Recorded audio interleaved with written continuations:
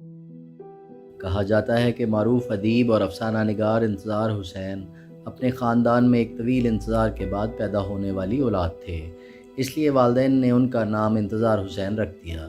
انتظار حسین اردو افسانے کا ایک معتبر نام ہونے کے ساتھ ساتھ اپنے اسلوب، بدلتے لہجوں اور کرافٹنگ کے باعث آج بھی پیش منظر کے افسانہ نگاروں کے لیے بڑا چیلنج ہے۔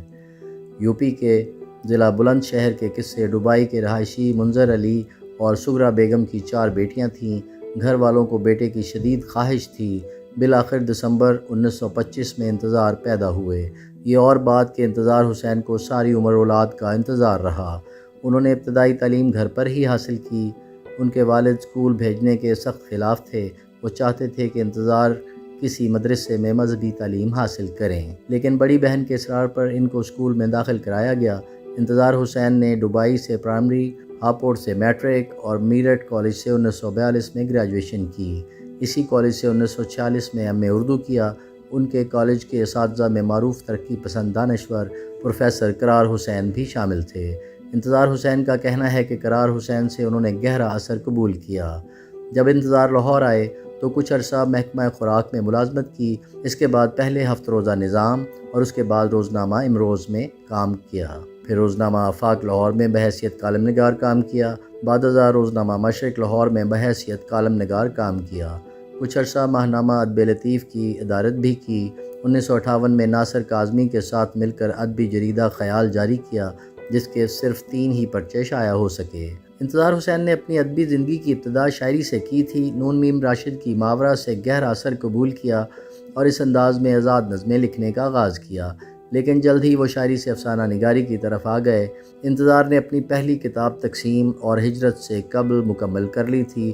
حیرت انگیز بات یہ ہے کہ اس کتاب کا موضوع لسانیات تھا۔ وہ اس کتاب کے مسودے کے ساتھ بابا اردو مولوی عبدالحق کے پاس گئے، جن سے ان کی وطنی تعلق کی نسبت بھی تھی۔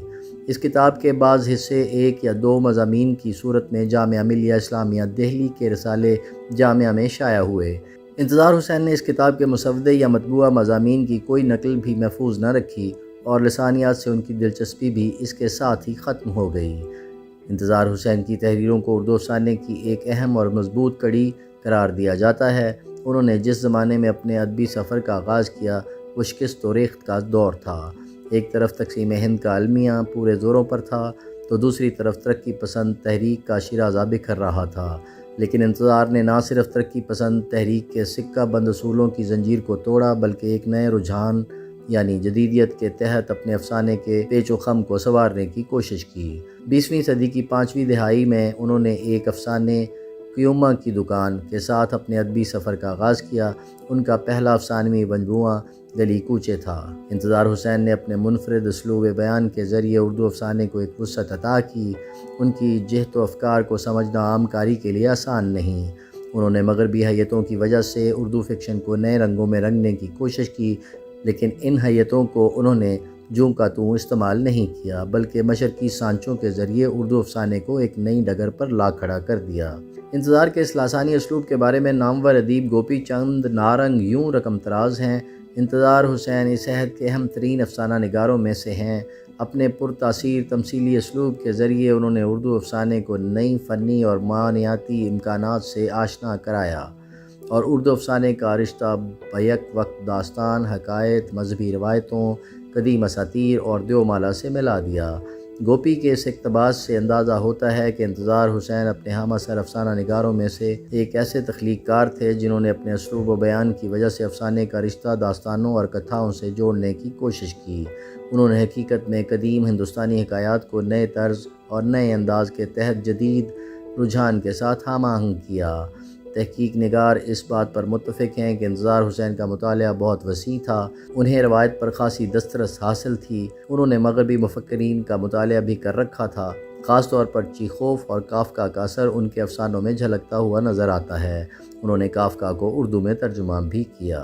انتظار حسین کی مشہور تصانیف میں آگے سمندر ہے، بستی، دن اور داستان، چاند گرہن، آخری آدمی، خالی پنجرہ، خیمے سے دور، شہر افسوس، کچھوے، کنکری، سمندر اجنبی ہے، چراغوں کا دھواں، شہرزاد کے نام، نئی پرانی کہانیاں، جنم کہانیاں، قصہ کہانیاں، اور قطرے میں دریا وغیرہ شامل ہیں۔